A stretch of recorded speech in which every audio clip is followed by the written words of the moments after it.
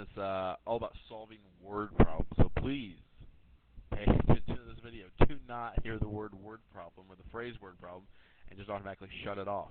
All right? These are things that you're going to have to get through. So let's get through them together here. All right.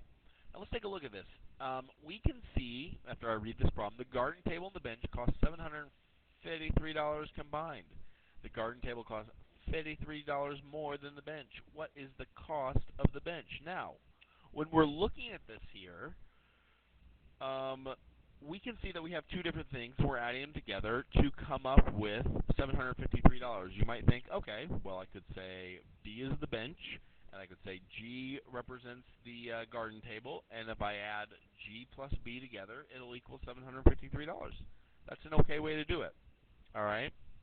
However, we know that we can't solve an equation when we have two different letters, right? So that's where this second sentence comes into play, all right? And we have to kind of analyze this.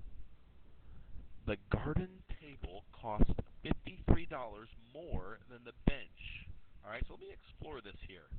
Let's just say, again, the garden table costs $53 more.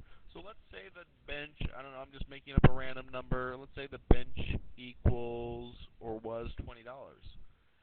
How much would the garden table be?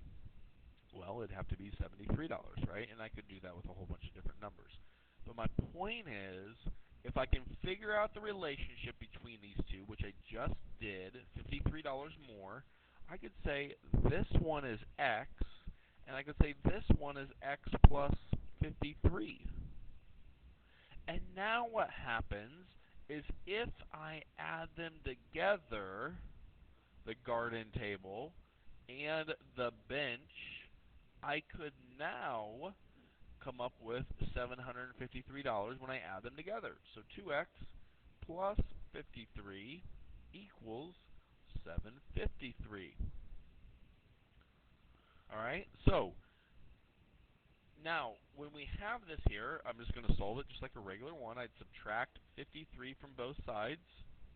So 2x equals 700. I could divide by x, and I come up with 350. All right, now be careful here. Let's make sure that we're getting the right answer. It's looking for the cost of the bench. All right, so was the bench just x, or was the bench x plus 53? We're lucky that we don't have to do any more work because it was just $350. All right, so look at the relationship between the two. All right, take a look at this next problem here. Gabrielle is 7 years older than Mikkel. The sum of their ages is 103. What is Mikkel's age? All right, pause this video and see if you can figure out what Mikkel's age is. All right, class. I set up the same idea. I just picked a number for these people. It said Gabrielle is 7 years older than Mikkel, so if Mikkel is 20, that means Gabrielle has to be 27. I could then come up with some expressions that I know that x and x plus 7 work, and when I add them together, it says the sum of their ages is 103. So I can combine some like terms, subtract 7, divide by 2, and that's come up with x. Now, again, we're not wanting to find x. We're wanting to find Mikkel's age. So let's make sure that we have this here. Is Mikkel represented by x or x plus 7? It looks like it's just x. And so 48 years old is how old Mikkel is. Let's take a look here at the next one.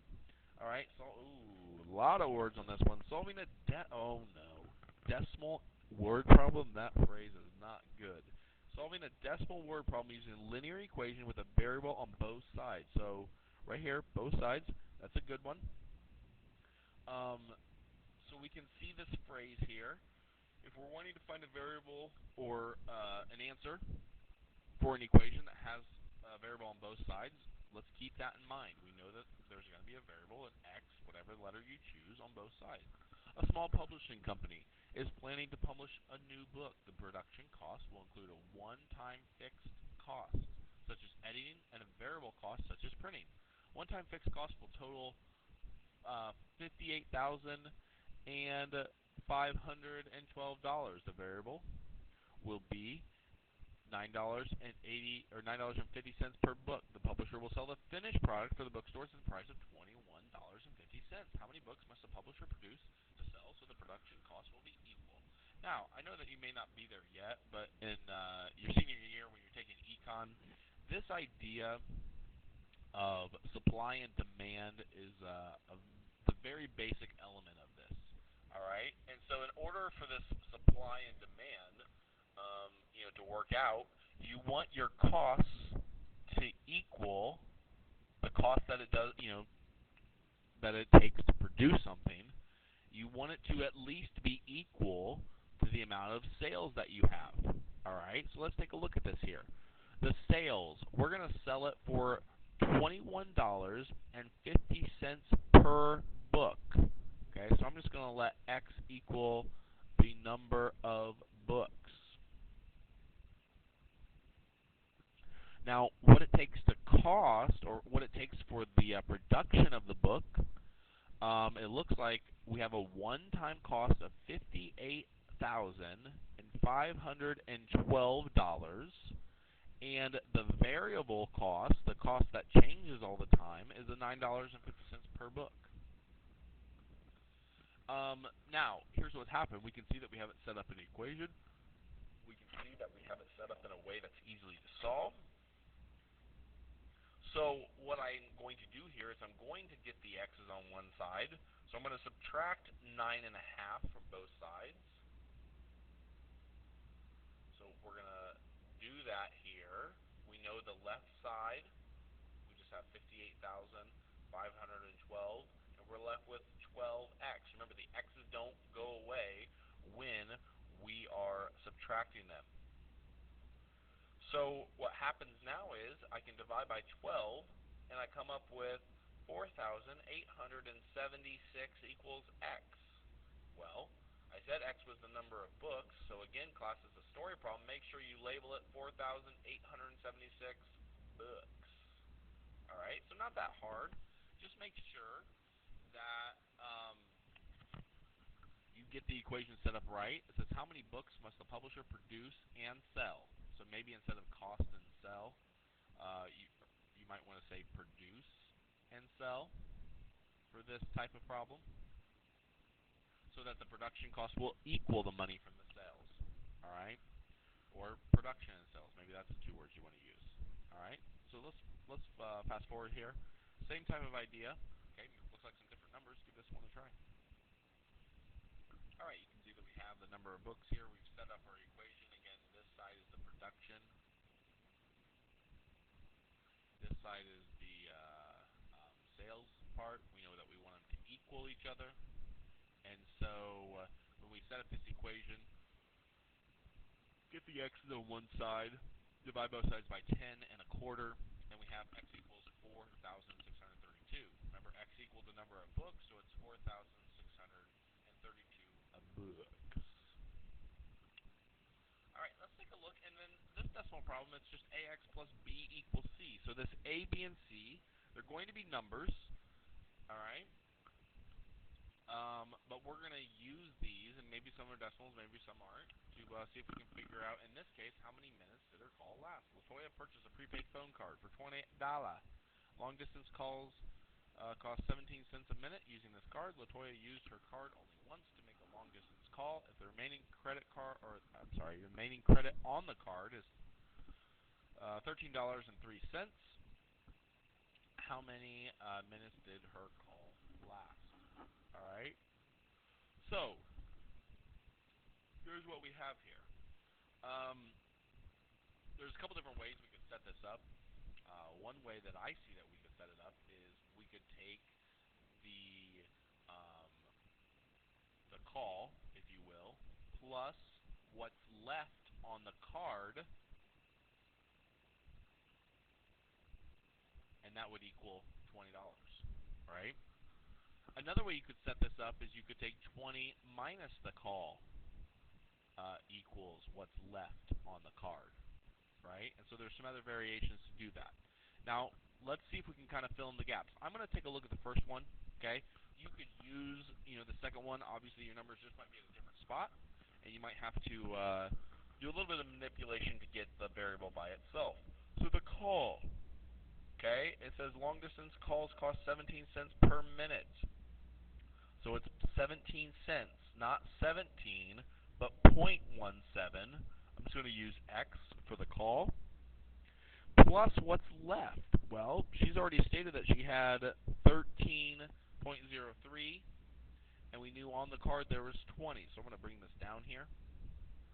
Okay, so it was 0.17 X plus 13.03 equals 20.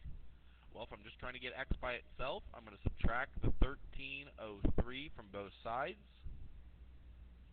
And it looks like I have 0.17x equals 6.97. All right, so $6.97 is how much that long distance phone call cost her, but we want to know how many minutes she used on that call. All right, so if I divide both sides by 0.17, x equals 41.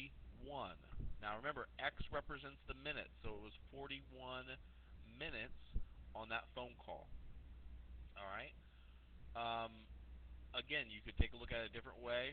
You know, it will still come up to be the same. You might have to do a little bit different of work. Let's take a look at another problem here. All right. Alonzo rented a truck for one day. There was a base fee. That means a one-time fee. And there was an additional charge of 95 cents per mile that he drove it. Alonzo paid $284.04 when he returned the truck. For how many miles did he drive the truck? Now, one reason you might want to do this, you know, instead of just paying over the instead of just paying the $280.04,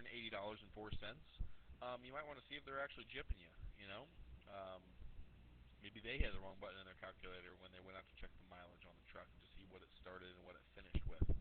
So you might want to, if you know this information, you're already going to know the base fee. You're obviously going to know how much they're going to charge per mile, and you're going to know, what you're paying at the end. And so one reason for doing this problem is to see, oh, well, they're actually being honest and charging me the right for the right amount of miles driven. So pause this video, see if you can come up with how many miles Alonzo drove. All right. So when we're looking at this here, we know that we have the variable cost, the fixed cost, and then the total cost. So when we set up our equation, we can subtract $14.99 from both sides. We can divide by 95 cents, and it looks like he drove, it looks like X equals 279. Again, X equals the number of miles that he drove, so it's 279 miles. He could obviously check that because he knows the mileage when he got in the truck at first, and he knows the mileage when he got out. And so if it's at 279, you should be